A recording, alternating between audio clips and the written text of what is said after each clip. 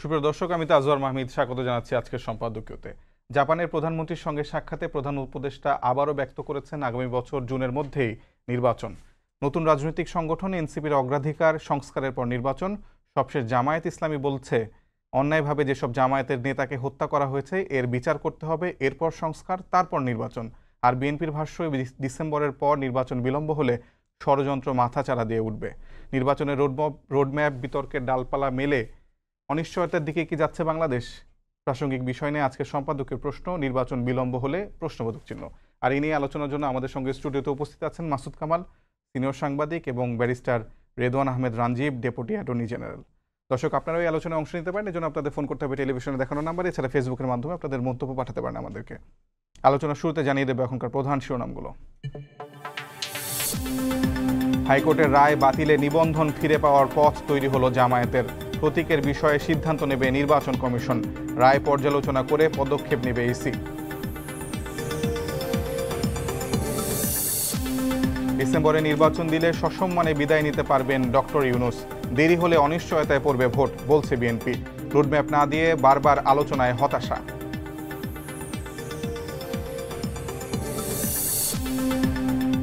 স্বৈরাচারী সরকারের দুঃশাসনে পিছু হটেছে বিদেশি বিনিয়োগকারীরা, মন্তব্য প্রধান উপদেষ্টার।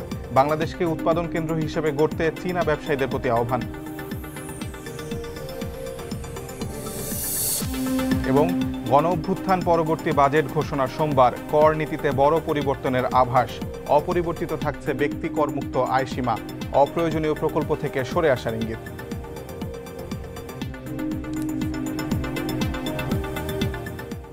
আমরা আলোচনায় আসতে চাই। প্রথমে মাসুদ কামাল ভাই, আপনাকে একটু বিশ্লেষণাত্মকভাবেই আপনার কাছে জানতে চাবো যে প্রধান উপদেষ্টা জাপানে গেছিলেন, সেখানে জাপানের প্রধানমন্ত্রীর সঙ্গে তার সাক্ষাৎ হয়েছে। তিনি সেখানে বলেছেন যে আগামী বছর জুনের মধ্যেই নির্বাচন হবে, যেটি তিনি বারবারই বলে আসছেন। এর মধ্যে জামায়াতের একজন নেতা তিনি বলেছেন যে আগে জামায়াতে যেসব নেতাদের হত্যা করা হয়েছে সেটা তার বিচার করতে হবে, তারপর সংস্কার, তারপর নির্বাচন। অপরদিকে বিএনপি বলছে যে নির্বাচন বিলম্ব হলে ষড়যন্ত্র মাথাচাড়া দিয়ে উঠবে। সব মিলিয়ে আসলে নির্বাচন বিলম্ব হলে আসলে কি ষড়যন্ত্র মাথাচাড়া দিয়ে উঠতে পারে, এবং সামগ্রিক রাজনৈতিক যেই পরিস্থিতি তৈরি হয়েছে, রাজনৈতিক দলগুলো, সংগঠনগুলোর পক্ষ থেকে বক্তব্য আসছে, সব মিলে আপনি কি মনে করেন আসলে নির্বাচন পরিস্থিতি কোন দিকে যাচ্ছে?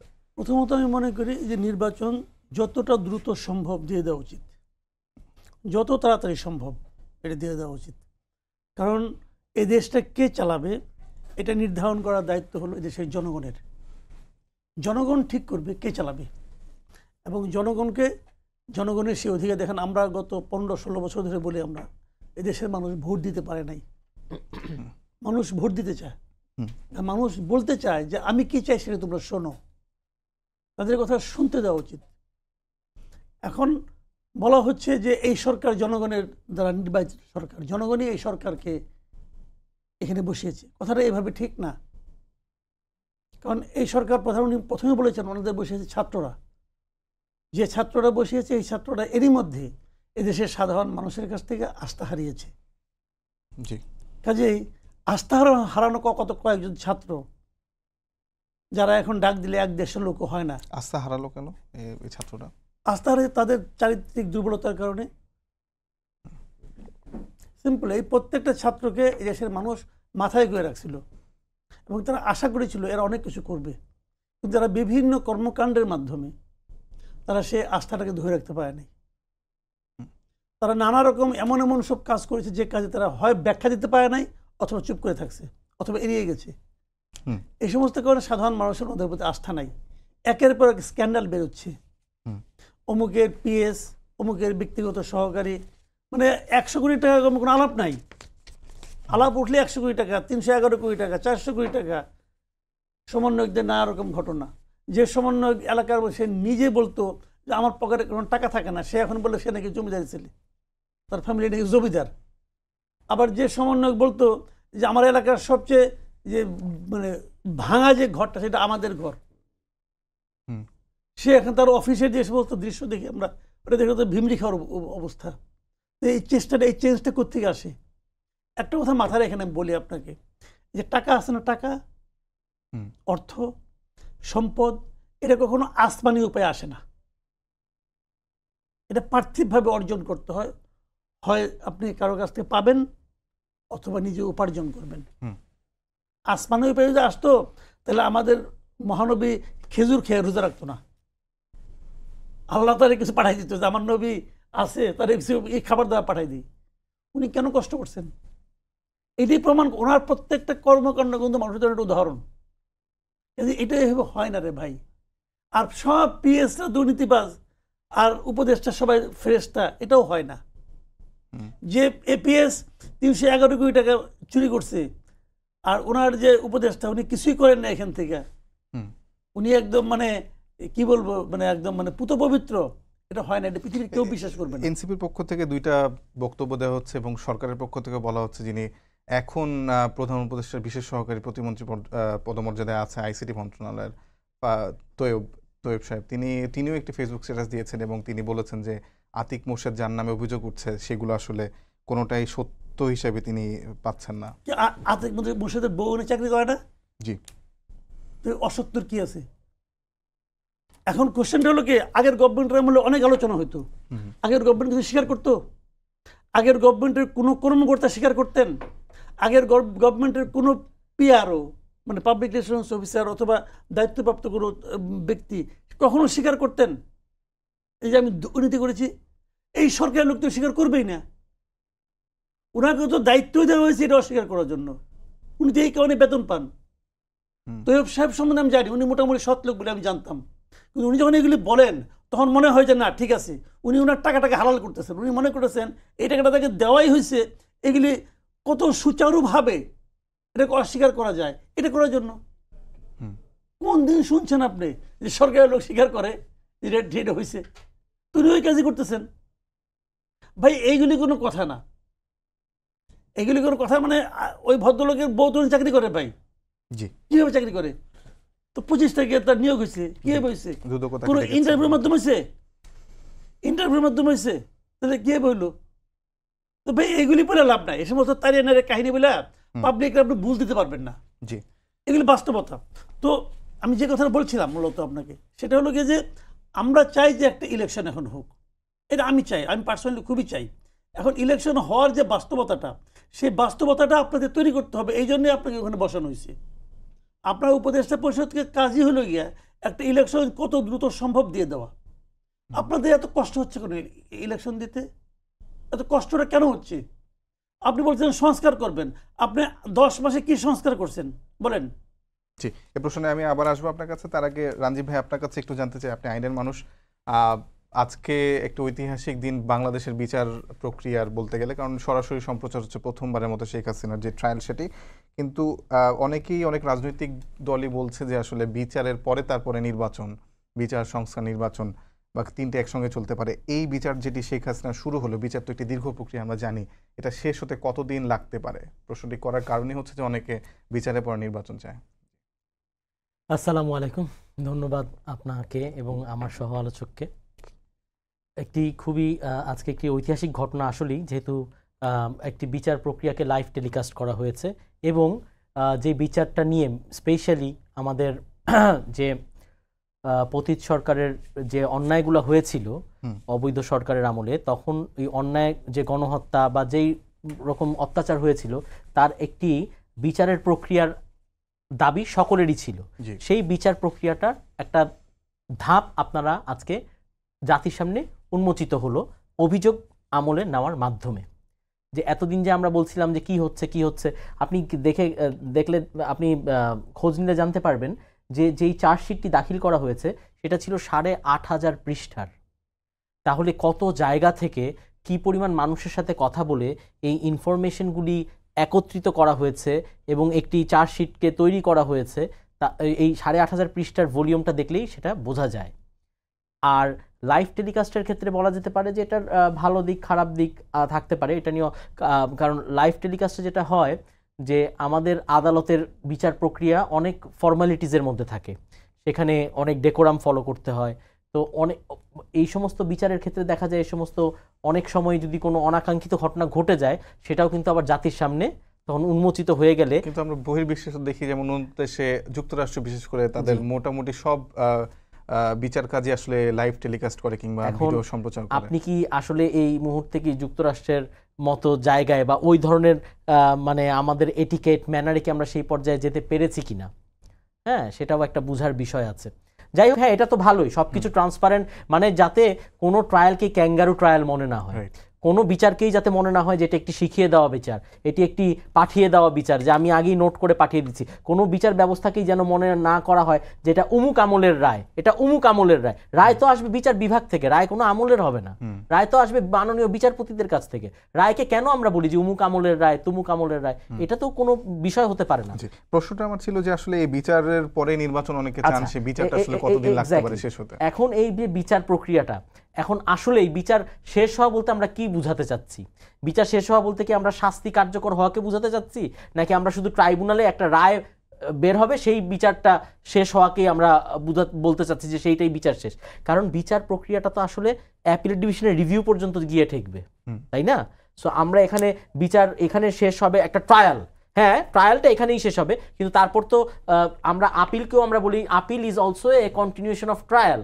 তাহলে সেই প্রক্রিয়াগুলোকেও যদি আমরা আমলে নেই তাহলে এটার সময় আসলে কতদিন লাগবে, এটাকে আসলে ওইরকম মানে আমি বলবো যে আগামী 2 মাসের মধ্যে হয়ে যাবে, 3 মাসের মধ্যে হয়ে যাবে, এটা বলা যায় না। কারণ তার মানে আপনি বিচার বিভাগে হস্তক্ষেপ করছেন।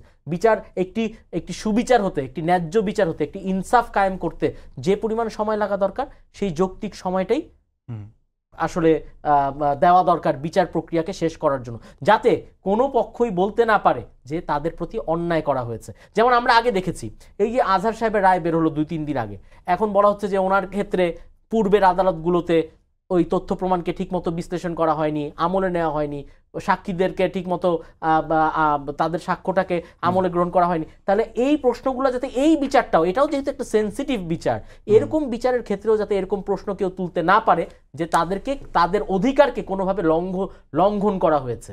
কারণ আপনি দেখবেন আগে যে আন্তর্জাতিক অপরাধ ট্রাইব্যুনালের বিচারগুলো হয়েছিল তা নিয়ে এখন বিভিন্ন মহল থেকে প্রশ্ন উঠছে, তারা তাদের সেই সমস্ত বিচারপতিদেরও বিচার চাচ্ছেন। কারণ তখন দেখানো হয়েছে যে আইনের শাসনটি ঠিকমতো প্রতিষ্ঠিত হয়নি, সাক্ষীরা ঠিকমতো, সাক্ষীদেরকে তুলে নিয়ে যাওয়া হয়েছে, একজন মাননীয় বিচারপতি সাক্ষী দিতে চেয়েছে, তাকে পর্যন্ত সাক্ষী দিতে দেওয়া হয়নি। তার মানে এরকম কোনো পরিস্থিতি যাতে না হয় যে ওই যে একজন আইনজীবী পাবেন না, একজনকে কথা বলতে দেওয়া হবে না, একজনকে মানে বিচার প্রক্রিয়াতে কোনো রকমের বাধা যাতে না আসে, যাতে একটি স্বচ্ছ প্রক্রিয়ার মাধ্যমে আইনের শাসন প্রতিষ্ঠিত হয় এবং দুই পক্ষই যাতে মনে করে যে এখানে ইনসাফ কায়েম হয়েছে। জি, তার মানে ডিসেম্বর কিংবা জুন এরকম ধরা বাঁধা আসলে সময় বেঁধে দেওয়া। এখানে আরেকটা কথা, বিচার ওই যে বললাম রায় হলো, তো রায় হলে রায় তারপরে বলবে 2 দিন পরে কেউ দাবি করবে রায় কার্যকর করতে হবে, কার্যকর করবে যে তাহলে আরো কিছুদিন, তো সবকিছু প্যারালালি সাইমেন্টেনিয়াসলি চলতে পারে, কোনো কিছুর সাথে তো কোনো কিছু আটকে যাওয়ার বিষয় না। বিচারও চলবে, সংস্কারও চলতে পারে, নির্বাচনের প্রক্রিয়াও তো একটা প্রক্রিয়া, আপনাকে ভোটার লিস্ট করতে হবে, সীমানা নির্ধারণ করতে হবে, শিডিউল ঘোষণা করতে হবে, সেগুলো চলতেও তো সময় সাপেক্ষ বিষয়। তাই সবগুলি একই সাথে চলতেও কোনো বাধা নেই। জি, অসংখ্য ধন্যবাদ মাসুদ কামাল ভাই। আমি যে প্রশ্নটি দিয়ে শুরু করেছিলাম আপনি বলছিলেন, তারপরে আমি আবারও একটু মনে করি দিয়ে, সেটা হচ্ছে যে জামায়াতের নায়েবে আমির এবং সাবেক সংসদ সদস্য অধ্যাপক মুজিবুর রহমান, তিনি গতকাল কিশোরগঞ্জে একটি সমাবেশে গিয়ে বলেছেন যে আগে জামায়াত নেতাদের হত্যার বিচার, এরপর সংস্কার, তারপর নির্বাচন। এবং সেটিও আসলে অনেকটা মানে বিলম্বের পথে তিনি বেছে নেওয়ার দিকে ইঙ্গিত করছেন। অপরদিকে বিএনপি বলছে যে বিলম্ব হলে আসলে নানা ধরনের ষড়যন্ত্র সেখানে বাংলাদেশে দানা বাঁধবে। একটা কথা আমি বলি, বিএনপি এবং জামাত যে যা বলছে না, এটা তার পলিটিক্স। জামাত তো একটা পলিটিক্যাল পার্টি, তারা কিন্তু এমন কাজই করতে চাইবে যাতে নাকি তাদের পলিটিক্যালি তারা গেইন করতে পারে। বিএনপি একই জিনিস চাচ্ছে, তারা পলিটিক্যালি গেইন করতে চায়।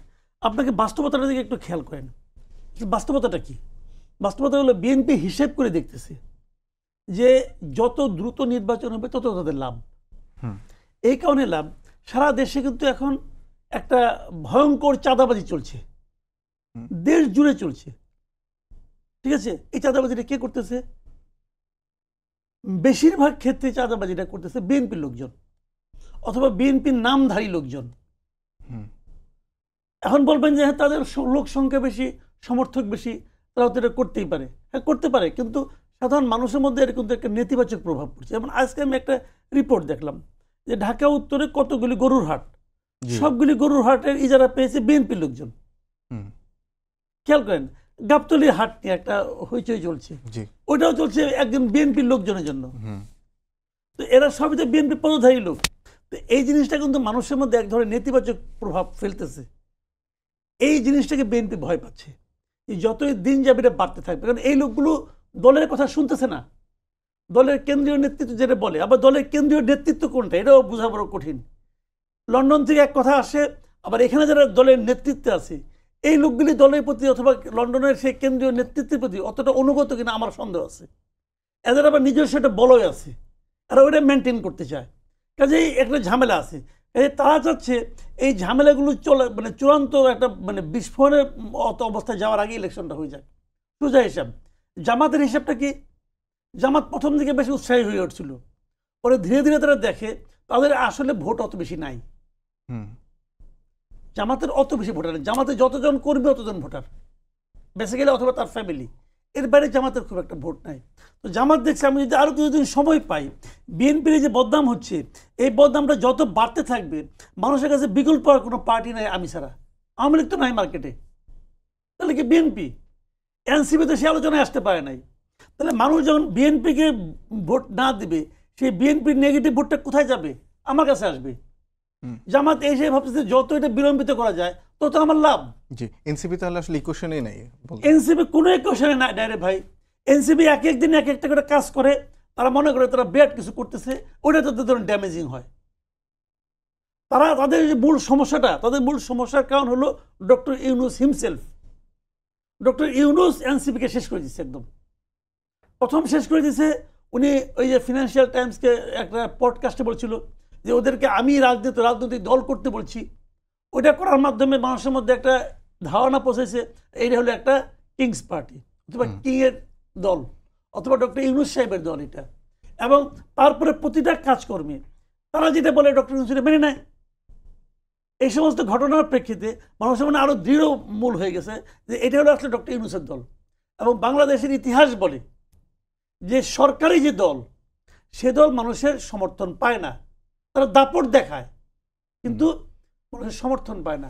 এরা দাপট দেখাচ্ছে, কিন্তু দাপট দেখাচ্ছে, আর্মি অফিসারের সঙ্গে মানে তর্ক করতেছে, বলতেছে, হুমকি দিচ্ছে, আর্মি চিফকে হুমকি দিচ্ছে, তারা অনেক রকম করতেছে, কিন্তু এতে কোনো লাভ হচ্ছে না। তো লাভ হবে না, কারণ মানুষ এই সমস্ত অধ্যত্ব পছন্দ করে না।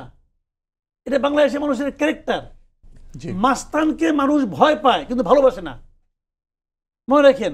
আর রাষ্ট্রীয় সুবিধাপ্রাপ্ত মাস্তান যে, তাকে তো ঘৃণা করে ভাই। কাজে এখন বিএনপি করতেছে তার পলিটিক্স, জামাত করতেছে তার পলিটিক্স। এই দুই পলিটিক্সের মাঝখানে আমি আপনি জনগণ কতটুকু আসি, এটা কিন্তু বলা বড় কঠিন, এটা বলা বড় কঠিন। জি, অসংখ্য ধন্যবাদ। আমি আপনার কাছে আবার আসবো। আমি আসলে রাঞ্জিব ভাই আপনার কাছে আবারও আইনের একটা প্রশ্নই আনতে চাই। আপনি এটিএম আজহারের বিচার মানে রায়টার বিষয়ে বলছিলেন, তাকে বেকসুর খালাস দেওয়া হয়েছে। অপরদিকে আমরা দেখলাম যে বিএনপির যিনি দক্ষিণ সিটি কর্পোরেশনের মেয়র প্রার্থী ছিলেন ইশরাক হোসেন, তারও একটি রায়, যেই মানে নির্বাচনটাই আমরা অবৈধ বলছি অনেকদিন ধরে, শেখ হাসিনার আমলে সব নির্বাচন অবৈধ, কিন্তু তার মেয়র পদে আবার তাকে বহাল করার জন্য আদালত রায় দিল। আসলে আদালত রাজনৈতিক প্রভাবে কি এখনো আছে কিনা আমার প্রশ্ন।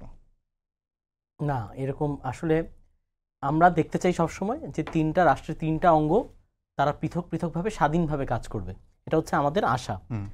এবং আমরা এখন দেখতে পাচ্ছি যে বিচারকরা স্বাধীনভাবে কাজ করার জন্য উদ্যোগী হয়েছেন এবং তারা স্বাধীনভাবে কাজ করার জন্য চেষ্টা করছেন।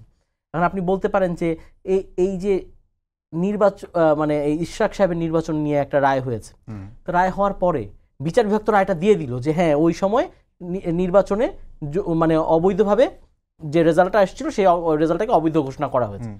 কিন্তু আপনি দেখেন এটার পক্ষটা আসলে কে? নির্বাচন কমিশন। তো সে কি স্টেপটা নিল এই রায় হওয়ার পরে? সে কি আপিলে গেল? সে কি পাল্টা এটাকে নেগেটিভ করার জন্য কোনো ব্যবস্থা নিল? আপনি দেখেন এই সেম ঘটনাটা তো ডক্টর শাহাদাতের ক্ষেত্রেও ঘটেছে। তখন কি আমরা এটা নিয়ে টকশোতে আলোচনা করেছিলাম? আমরা কি সেই ইস্যুটাকে এনেছিলাম? আমরা আইনের ভাষায় একটা জানি যে প্রেসিডেন্ট একটা তৈরি হয়ে গেলে সেই প্রেসিডেন্ট ফলো করতে হয়।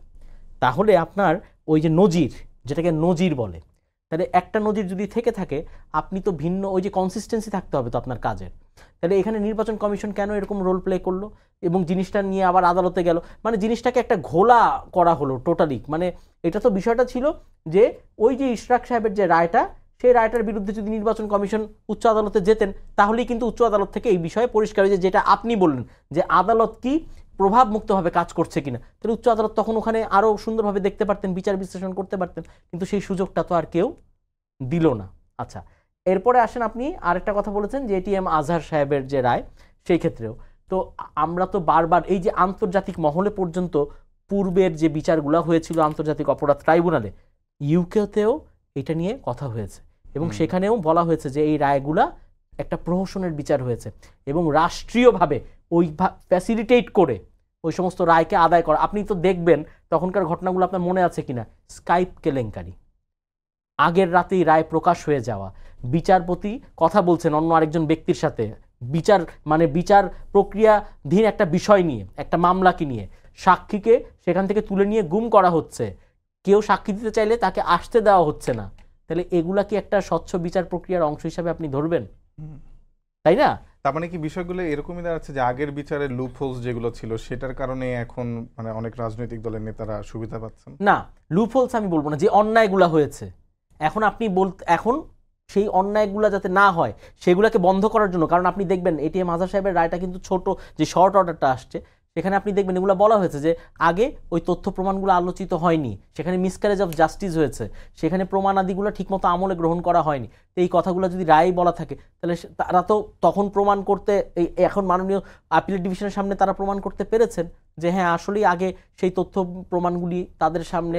মানে এই ফেভারগুলোকে আসলে শুধু রাজনৈতিক দল যারা মানে স্টেক হোল্ডার এই না, সরকার আপনি তাদের ফেভার, কাছে না না ফেভার বললে তো এটা ফেভার না, আমি বলি যে এই জাস্টিস মানে এই জাস্টিসের যে সুবিধা কিংবা আমি কি বলবো আচ্ছা, কোন আমি ভাষায় একটা ব্যাখ্যা কথা করলে বলি আসলে সুন্দর হয়। মাননীয় প্রধান বিচারপতি ছিলেন সিনহা সাহেব, তার সাথে যে আচরণটা করা হয়েছিল, তারপরে বিচারপতিদের স্বাধীনভাবে কাজ করার অবস্থাটা কি ছিল আপনারা বলেন তো একটু।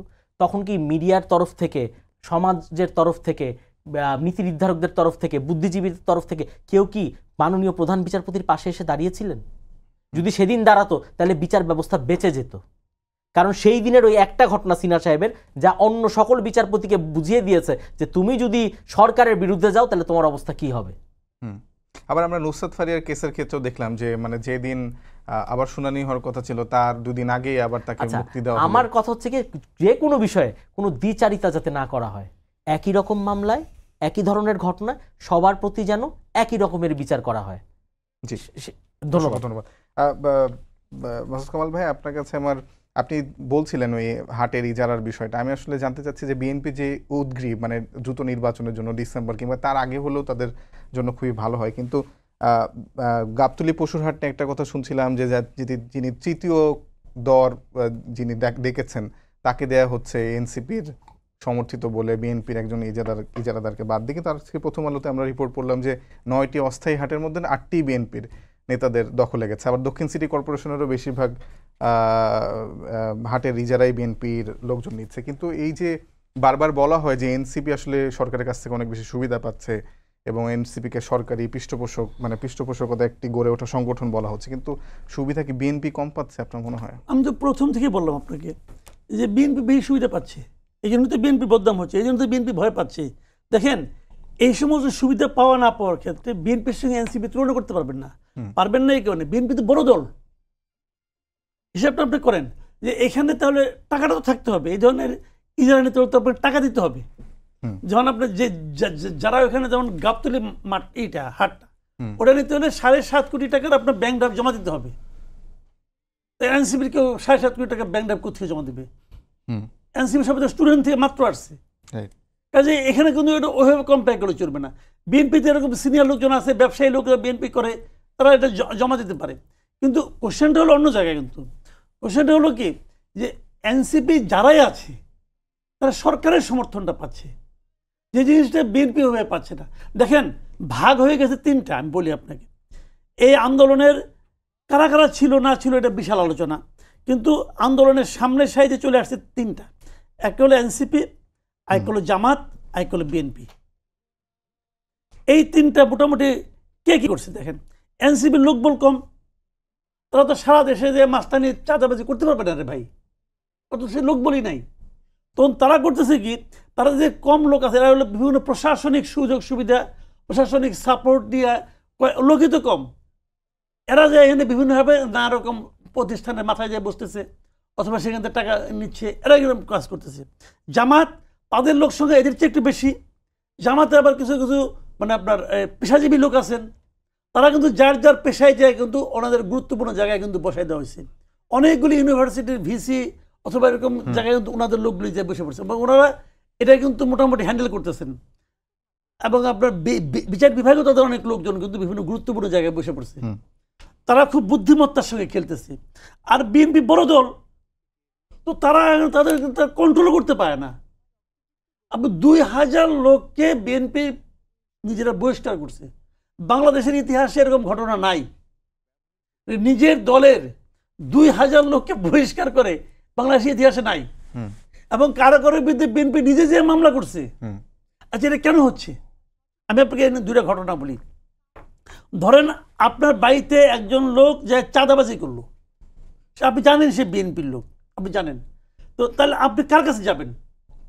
আপনি যাবেন তো পুলিশের কাছে, যে আমার বাসায় চাঁদাবাজি করছে, আমার বাসায় দখল করছে, পুলিশের কাছে যাবেন না? তো দায়িত্বটা তো বেসিক্যালি পুলিশের। কারণ চাঁদাবাজি বলেন, দখলদারি বলেন, এটা তো একটা অন্যায় কাজ। এই কাজটা নিয়ন্ত্রণ করার দায়িত্ব কার? পুলিশের। কিন্তু পুলিশ যদি এটা ধরার পরে, পুলিশ তাকে ধরে নিয়ে গেল, তারপরে যদি বিএনপি তাকে ছাড়ানোর জন্য আন্দোলন করতো, তখন আপনি দোষ দিতে পারতেন বিএনপির। এখন তাই মানে বিএনপি কোনো দায় নাই, দায় আছে, বিএনপি তাকে ওরকম বানাতে পারলো না। মাসকাল ভাই, আপনি খেয়াল করেছেন কিনা গত কয়েকদিন ধরে আসলে সামাজিক যোগাযোগ মাধ্যমে একটা ফুটেজ খুবই ভাইরাল। একজন নারীকে বিএনপির একজন নেতা, আদাবর থানার মধ্যে লেদু হাসান নামে বিএনপির একজন নেতা, তিনি বলছেন যে একবারে জেলে ভৈরা দিমু, তারপরে হচ্ছে জীবন বরবাদ করে দিমু, এই ধরনের কথা বলছেন। মানে তিনি আসলে বিএনপি নেতা, তিনি একজন মানুষকে, যিনি মামলার একজন বাদী, একজন নারী, তাকে এই ধরনের হুমকি দিচ্ছেন। মানে প্রশাসনও কি আসলে এভাবে? আমি তো এটাই বললাম, এটা হচ্ছেটা কি আসলে? আসলে হচ্ছেটা হলো কি, আমি এখন মানে যে কথাটা বলবো এটা হয়তো অনেকে পছন্দ হবে না। মূল ঘটনাটা হলো কি, প্রশাসন এগুলো হতে দিচ্ছে। যদি বলেন যে কেন দিচ্ছে, দিচ্ছে এই কারণে, এই প্রশাসন আমার বিবেচনায় তারা সারা দেশের মানুষের মধ্যে একটা রাজনীতি বিমুখ একটা মনোভাব ছড়িয়ে দিতে চাচ্ছে। মানুষকে বলতে যাচ্ছে, তোমরা দেখো যে পলিটিক্যাল পার্টি হলে এরকম, তোমরা যদি পলিটিক্যাল পার্টির উপর ভরসা করো, তারা কিন্তু তোমাদের এরকমই শাসন করবে। আওয়ামী লীগ কাছে বিএনপি আসবে, বিএনপি এই কাজই করবে। ব্যাপারটা বুঝতে পারছি। তার চেয়ে বরং তোমরা পলিটিক্যাল না, নন পলিটিক্যাল কারো কাছে তুমি উপর তোমরা আস্থা রাখো। সেটা আমরা। এটা সিম্পল ভাই। আমরা শুনেছিলাম 111 সময় -2 ফর্মুলা একটা বাস্তবায়ন করার কথা ছিল, এখনও ঠিক সেরকম একটা -2 ফর্মুলা চলছে।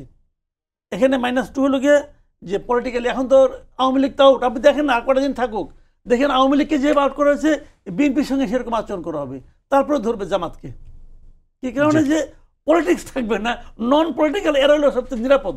জি, অসংখ্য ধন্যবাদ রাঞ্জি ভাই। আমি আজকের আরেকটা রায়, সেটা হচ্ছে জামায়াত ইসলামী তাদের প্রতীক বরাদ্দ পেয়েছে, পুরনো প্রতীক, এবং তাদের দলীয় নিবন্ধন সেটি ফিরে পেয়েছে। প্রতীক নিয়ে যে প্রশ্নটা, নিবন্ধন ফিরে পাওয়ারই কথা ছিল তাদের, তো আওয়ামী লীগের আমলে যেভাবে নিবন্ধন বাতিল করা হচ্ছে সেটি নিশ্চয়ই সন্দেহের সেখান থেকে জন্মেছিল। কিন্তু প্রতীকের ক্ষেত্রে কি আসলে এটি দাঁড়িপাল্লা যে প্রতীকটা, সেটা কি আসলে উচ্চ আদালতের সঙ্গে কোনোভাবে, মানে এটা কি কন্ট্রাডিক্ট করে কিনা? দাঁড়িপাল্লা প্রতীক তো আসলে দীর্ঘদিন যাবৎ তাদের দলীয় প্রতীক হিসাবে ব্যবহৃত হয়ে আসছিল, নিবন্ধন বাতিল হওয়ার আগ পর্যন্তই। আর জামাতে ইসলামীর এই নিবন্ধন বাতিলের ক্ষেত্রে হাইকোর্ট প্রথমে 2013 সালে লার্জার বেঞ্চ এটা শুনানি হয়েছিল, মাননীয় 3 জন বিচারপতি এটি শুনানি গ্রহণ করেছিলেন। পরবর্তীতে সেখানে 2 জন একরকম রায় দিয়েছেন, আরেকজন ভিন্ন মত পোষণ করেছিলেন, এবং তার প্রেক্ষিতেই এই আপিলটা করা হয়েছিল। এখন জামাত ইসলামীর তরফ থেকে যে যুক্তিগুলো তুলে ধরা হয়েছে, যে যারা মামলাটি করেছিল তারা আসলে তাদের এই মামলা করার যে এটাকে বলে লোকাল স্ট্যান্ডাই, তাদের যে দাঁড়ানোরই ক্ষমতা, চ্যালেঞ্জ করার যে তার ক্ষমতাটা, সেটাই আসলে নাই। কারণ তারা পার্সোনাল ইন্টারেস্টে কাজটা করেছিল, কারণ তারাও তাদের কম্পিটিটর পলিটিক্যাল পার্টির মেম্বার এবং তাদের আলটেরিয়র কোনো মোটিভ থেকেই তারা কাজটা করেছিল। আর অপরপক্ষের বক্তব্য ছিল যে জামাত ইসলামীর যে গঠনতন্ত্র তা সাংঘর্ষিক ছিল সংবিধানের সাথে। পরবর্তীতে আরেকটা যুক্তি জামাত ইসলাম তুলে ধরেছিলেন যে এই যে যারা এসেছেন তারা সকল প্রক্রিয়া শেষ করে এই কোর্টের সামনে উপস্থিত হননি, এই চ্যালেঞ্জ করেননি, কারণ জামাত ইসলামীর তখন নিবন্ধনটি দেওয়া হয়েছিল একটি সাময়িক আকারে, যে তাদেরকে ওই সুযোগ দেওয়া হয়েছিল যে বিভিন্ন বিষয়ে ওই অ্যামেন্ডমেন্ট আনানোর জন্য, এবং তারা সেই প্রক্রিয়ার মধ্যে থাকা অবস্থায় হঠাৎ করে তারা এসে রিটটি করেছিলেন এবং এই রিটে এটাকে অবৈধ ঘোষণা করা হয়েছিল। কিন্তু তাদের ওই প্রক্রিয়াটা কিন্তু তখনও চলমান ছিল। তার মানে একটি চলমান থাকা বিষয় যেটির ফাইনালিটি তখনও আসেনি, আপনি তো সেটি আদালতের সামনে মানে আনতে পারেন না, যেহেতু এটা তখনও ম্যাচুরিটি পায়নি। তো সেই সমস্ত বিষয় বিবেচনা করেই মাননীয় সুপ্রিম কোর্টের আপিল বিভাগ আজকে কিন্তু এই আদেশটি দিয়ে এই মামলাটিকে নিষ্পত্তি করেছেন এবং একই সাথে ওই প্রতীকটিকেও বরাদ্দ করেছেন এবং বলেছেন নির্বাচন কমিশনেও যে ওই প্রক্রিয়াগুলো শেষ করতে, জামাতের নিবন্ধনের ব্যাপারে যে ওই প্রক্রিয়াগুলো যাতে, যে প্রক্রিয়াতে থেমেছিল সেই প্রক্রিয়াগুলো যাতে শেষ করা হয়। আর প্রতীকের বিষয়ে যেহেতু এটা দীর্ঘদিন যাবৎ একটি দল ব্যবহার করে আসছিল, তখনও যেহেতু এটা নিয়ে কোনো প্রশ্ন উঠেনি, কারণ দাঁড়িপাল্লা তো একটি মানে এটার সাথে আসলে সুপ্রিম কোর্টের ওই প্রতীকের সাথে এটার তো নির্বাচনের ক্ষেত্রে কমিশনের সম্ভবত তাদেরকেই বলেছে যে এই প্রতীকের বিষয়ে সিদ্ধান্ত নেবে, এরকম একটা কথা জি জি জি। সো এটা যেহেতু পরবর্তীতে দেখা যাক যে এটার ব্যাপারে কোর্ট থেকেও কোনো ভার্ডিক্ট আসে কিনা, আমরা সেটা দেখব। অসংখ্য ধন্যবাদ। মাসুদ কামাল ভাই, একদমই শেষ প্রশ্ন আপনার কাছে, সেটি হলো যে আগামীকাল মানে বাজেট পাস হতে যাচ্ছে, এবারই সম্ভবত দ্বিতীয়বারের মতো কোনো মানে ইররেগুলার গভর্নমেন্ট বা তত্ত্বাবধায়ক সরকার বা অন্তর্বর্তী সরকারের অধীনে বাজেট পাস হতে যাচ্ছে। এর আগে 96 সালে সম্ভবত হয়েছিল একবার, এবং এবারে দেখা যাচ্ছে যে 7,90,000 কোটি টাকার একটা বাজেট সম্ভবত আগামীকাল উত্থাপন হবে, যেটি গত বছরের থেকে 7,000 কোটি টাকা কম। তো এবং যেই অতিরিক্ত প্রকল্প ব্যয় ছিল সেগুলো কমিয়ে আনার একটি প্রয়াসও থাকবে। আপনি আসলে সামগ্রিকভাবে এই বাজেটটাকে কিভাবে দেখেন, কতটা গুরুত্বপূর্ণ, কতটা বৈষম্যহীন হবে বলে মনে করেন? 2 মিনিট একটু। না, বাজেট তো যেটা হচ্ছে এটা কি হবে আমি ডিটেল তো কালকে জানতে পারবো। তবে আমি একটা জিনিস রিকোয়েস্ট করব, সরকারকে কিন্তু মাথায় রাখতে হবে যে তারা যদি মনে করে আমরা আগামী অর্থ বছরের পর্যন্ত থাকবো, জুন পর্যন্ত থাকবো, যেটা তারা বারবার বলার চেষ্টা করছে, তারা যদি সেরকম প্ল্যান করে একটা বাজেট করে, এটা আমি মনে করি মানে ঠিক হবে না। ওদের মাথায় রাখতে হবে, ধরুন আপনার মনে করেন পুরো বাজেট তো বছরের জন্যই হবে, কিন্তু তাদের আমি মনে করি যে তাদের বাজেটটা ওরকম চিন্তার থেকে হওয়া উচিত যে বড় কোনো প্রজেক্ট তারা যদি হাতে নিতে চায় সেটা কিন্তু একদম মানে আপনার আমি মনে করি যে বুমেরাং হয়ে যাবে। তার চেয়ে তারা সেভাবেই বাজেটটা করা উচিত যে মনে করেন পরের গভর্নমেন্ট এসে যেন তার ধারাবাহিকতা ধরে রাখতে পারে। এটা কিন্তু ভাই একটা জেজাজেদের বিষয় কিন্তু না যে তুমি আসলে এসে তুমি বেকায়দায় পড়ে গেলা, এটা না। এটা হলো মূল লক্ষ্য হলো দেশের মানুষের কিসে ভালো হয়, এই জিনিসটা সব সরকারকে বুঝতে হবে। আমি সম্ভবত যে বিগত বছরের থেকে কমেছে বাজেটের আকার, এবারই সম্ভবত এটা কমতে পারে, কারণ বিগত বছর তো আবার আগের বছরের বাজেট তাকে তো আমরা দেখেছি, তারা তো প্রচুর অপচয় করেছে ভাই। তারা তো মনে করেন 5 টাকার কাজ 30 টাকা হিসাবে তারা ধরে রাখছে, তারা তো অপচয় করেছে। এবং ওই বাজেট তো গণমুখী বাজেট ছিল না রে ভাই, কাজে ওইভাবে ভাবলে তো এটা হবে না। কিন্তু আবার আরেকটা কথা, এদের তো তেমন কোনো বড় ধরনের কোনো উন্নয়ন প্রকল্প আছে কিনা আমার তো জানা নাই, আমি তো এখনো শুনি নাই। বরঞ্চ 7,000 কোটি টাকা কম হওয়াটা তো বরং মানে একটু কমই কম হয়েছে, আরো কম হইতে পারছে। অসংখ্য ধন্যবাদ। রাজীব ভাই, আপনার কাছে শেষ প্রশ্ন, সেটা হলো যে আপনি নিশ্চয়ই শুনেছেন যে ভারতের পররাষ্ট্র মন্ত্রণালয়ের যিনি মুখপাত্র রণবীর জয়সওয়াল, তিনি বাংলাদেশে দ্রুত নির্বাচন চেয়েছে, দ্রুত সময়ের মধ্যে নির্বাচন চেয়েছে, এবং জামায়াত ইসলামী এটার প্রতিবাদ জানিয়েছে। এই বিষয়ে আসলে এই যে দ্রুত নির্বাচন চাওয়া, 34টি দল বাংলাদেশে এখন দ্রুত নির্বাচন চাচ্ছে, ভারতও দ্রুত নির্বাচন চাচ্ছে, বিষয়টাকে আপনি আসলে কিভাবে মূল্যায়ন করবেন? 1.5 মিনিট আছে আপনার হাতে। আসলে কি মানে আমাদের বিষয় নিয়ে ওই যে বাইরের কারো মানে এটা তো আসলে শিষ্টাচার বহির্ভূত একটি কাজ আমি মনে করি। কারণ আমার দেশ চলবে আমার দেশের মানুষ কি চায় সেটার উপর ভিত্তি করে, আমার দেশের মানুষ যখন চাবে সেভাবে হবে, কিন্তু কেউ ডিকটেট করে দিবে এইটা আমার মনে হয় না সমীচীন। তাহলে তো আগের মতোই আপনাদের মনে হয় 2014 সালের সেই ঘটনাটি মনে আছে যে একজন আসলেন, এসে তিনি ঠিক করছেন, তিনি পরিচালনা করছেন উমুককে নির্বাচনে আসতে হবে, উমুক না আসলে এই বিপদ হবে। তা আবারও যদি সেই ডিকটেশনই আসে তাহলে সেটা আমার মনে হয় না বাংলাদেশের জনগণরা স্বাভাবিকভাবে গ্রহণ করবেন।